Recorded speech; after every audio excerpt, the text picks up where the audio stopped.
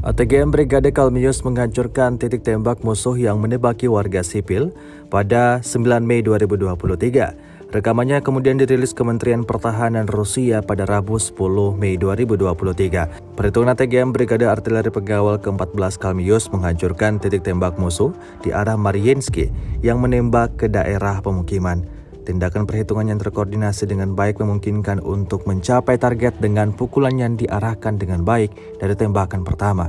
Tampak dalam rekaman sejumlah tentara Rusia menuju titik tembak dan tanpa buang-buang waktu, segera melancarkan aksinya seperti yang terlihat dalam rekaman.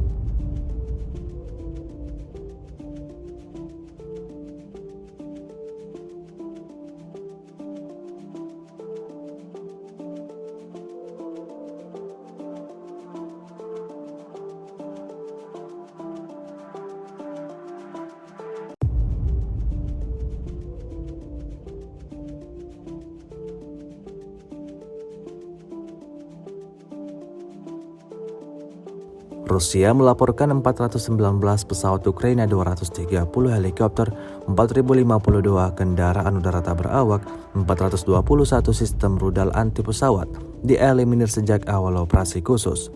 Sementara itu dari kubu Kiev, Kementerian Pertahanan Ukraina melaporkan 650 tentara Rusia dieliminir dalam sehari terakhir.